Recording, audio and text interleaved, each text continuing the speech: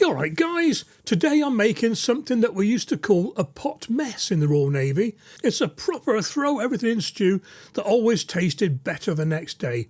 I'm making this one a slow cooker. A modified version of this is also called like a campfire stew. So if you like hearty, no-nonsense comfort food, this one's for you, and believe me, it's a taster. I'll put my recipe at the end, but it really is a case of use what you've got. So going around the table, I've got some celery, garlic, a red wine stock pot, sweet corn, carrots, can of potatoes, an onion, a couple of cans of tomatoes, a swede, can of baked beans, tomato puree, Worcestershire sauce, about 300 grams each of beef roast joint and a gammon, and I've got some cumin, curry powder and smoked paprika. Let's get on with it. Guys, that's great, isn't it? Good start. Okay then guys, I'm still not sure whether to call this a campfire stew, a pot mess or cowboy stew. But anyway, got the slow cooker on high, been preheating. Just messed up the can of tomatoes because the lid broke.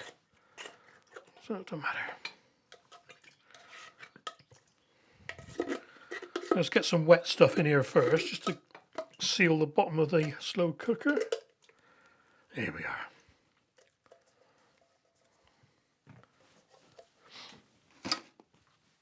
Yeah, like I said, not sure what to call it. We used to do this in the Navy. Long story. A can of beans going in. When I was based in Chatham, we was in digs in Gillingham.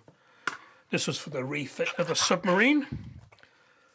What it is, the barracks were too small for all the various chief petty officers and petty officers, so they put us in digs, and they paid us, believe it or not, 320 quid a month to live ashore, as they called it. Let's put the meat in. This is leftover beef and gammon. Just put the big bit in, I don't want the little bits. Put that in. Yeah, they put us in digs so that there was room in the barracks for everybody else, like, you know. We lived, there was 8 of us, we lived in a flat in Gillingham. Oh, crikey. In with some sweet corn. Oh, another one broke. That's the second one. Perhaps this meal's meant to never be.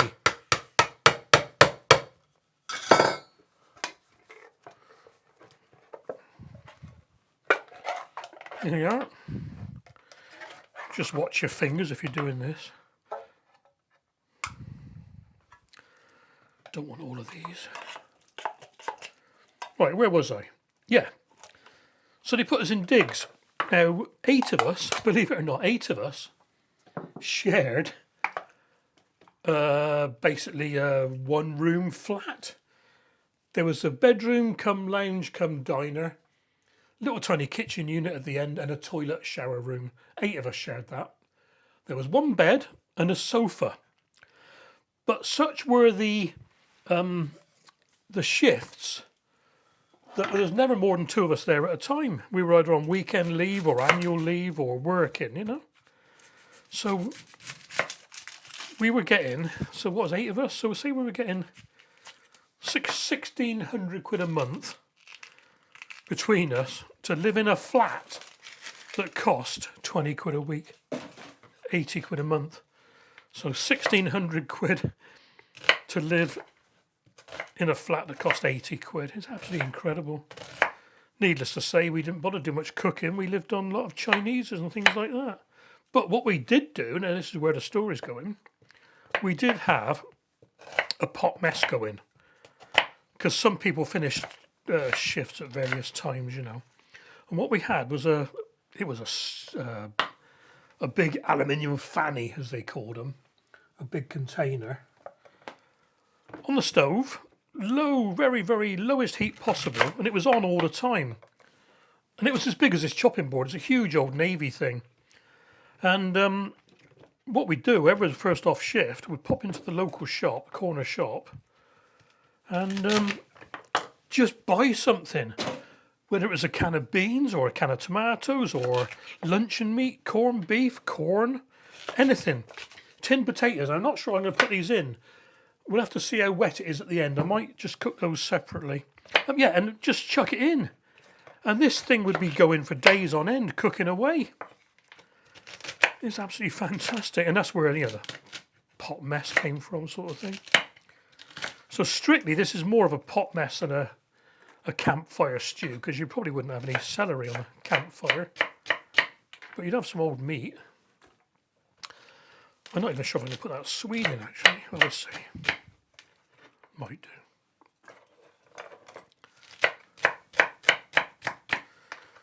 Yeah, so a little bit of a story behind it all.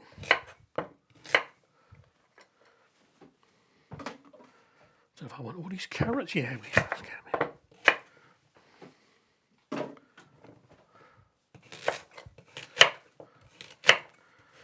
It'll cook down to virtually nothing anyway in 8 hours. Right, spices. I've got smoked paprika, cumin and a little bit of curry powder.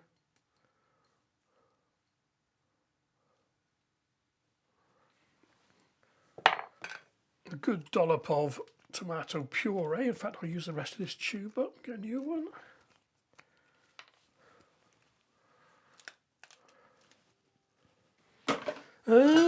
Worcestershire sauce. Good couple of tablespoons of that.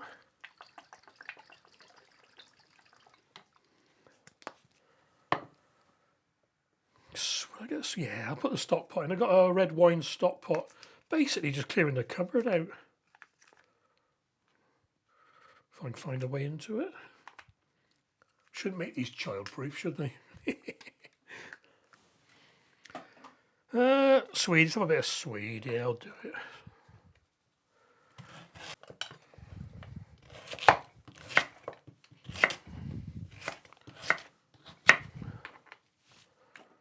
This is a wing it recipe. No two pot messes are ever the same, you know.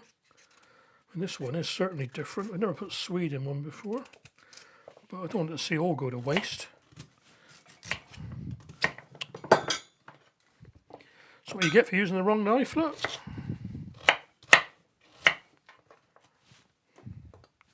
Well, that's filled up quite quickly, hasn't it? And some garlic.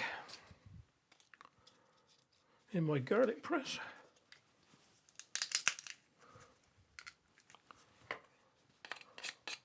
A little bit dry, this garlic, actually.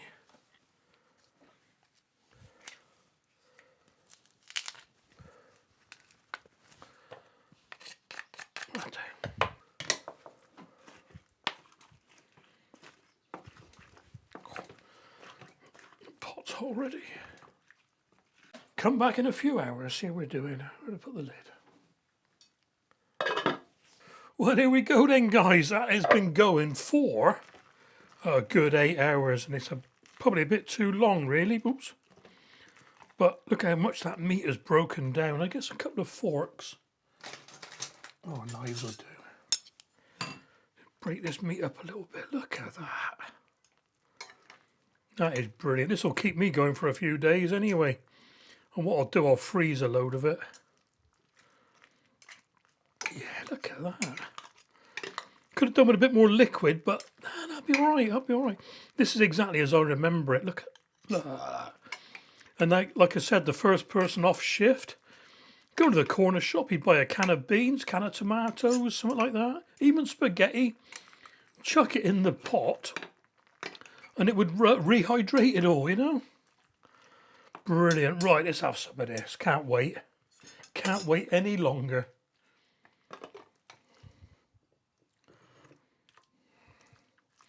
Oh, wow.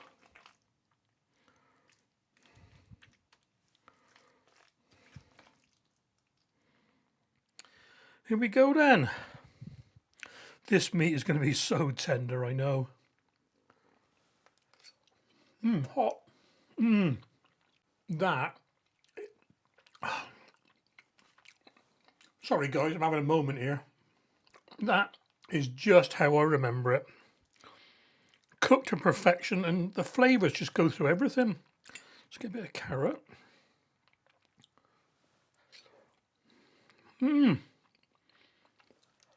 Oh, brilliant. Brilliant. Well, that's me, guys. So simple, and that's gonna, well, a meal for tonight. And I got two to go in the freezer at least, so fantastic. Hope you try this one. It's nice and simple, quick meal, and it uses up lots of leftovers and spare tins that are lying around. So what I'm going to do now, I'm going to pot some up.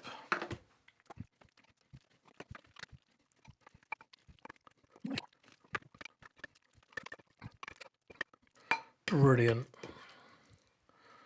4 good meals there, look. Oh, a bit of washing up to do now.